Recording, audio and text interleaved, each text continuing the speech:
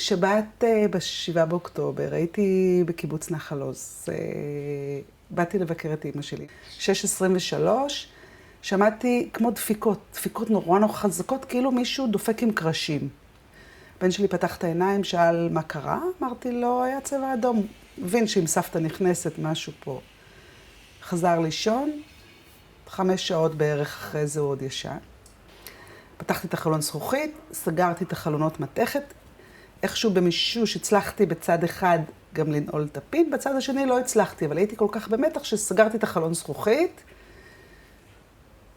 ואני חושבת שכמה דקות אחרי זה פתאום עלה לי בראש, אני בעצם צריכה שזה יהיה סגור. זוכרת שזה הבעית אותי, כאילו לא הבנתי איך זה יכול להיות, זה היה נראה לי, ובאיזשהו מקום אמרתי לעצמי, אוקיי, אבל זה רק בסדרות וזה רק טויוטה אחת. כאילו כל הזמן שמעתי וחסמתי, נתתי, וכל הזמן היה לי גם את הרגשה, אצלנו זה בסדר, כי אצלנו הממ"ד נעול, ואני זוכרת שהיה באיזשהו שלב רשימת היישובים שהשתלטו עליהם, שבשליטת המחבלים, ונחל עוז לא היו ברשימה. פשוט שכבתי במיטה, קיבצתי את כולי, לא שירותים, לא כלום, ממש ככה רציתי להצטמצם למינימום שאני יכולה. בערך ב3 שמענו דפיקות בדלת של הבית, לא הגבנו. די מהר שמענו חיילים, זה היה נשמע כמו חיילים, מדברים עברית. שמענו אותם מדברים עברית, בתוך הבית, פה אין אנשים, פה יש אנשים, רגע, הנה הממ"ד, איפה הממ"ד? הנה כאן, בואו, הנה כאן הממ"ד.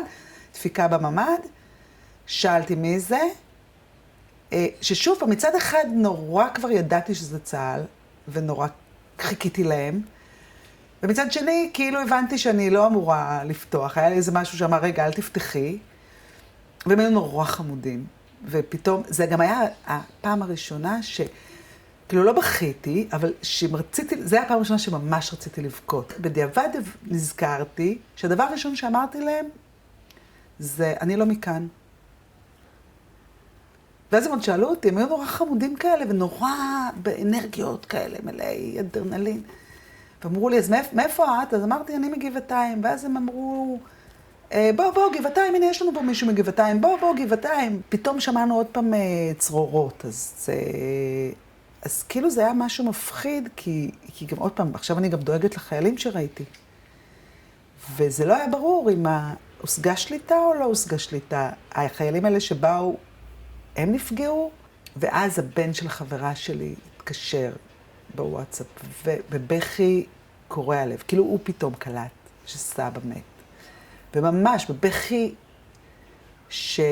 כאילו לא ידעתי איך, כאילו אני רגע שמתי את זה בצד, ועכשיו פתאום אני צריכה להחזיר את זה, ולא ידעתי איך לנחם אותו, כאילו, התחילו לדבר על פינוי, החברים שלי אמרו שמפנים אותם, אני חושבת שזה היה לקראת ערב, 9 אולי כבר.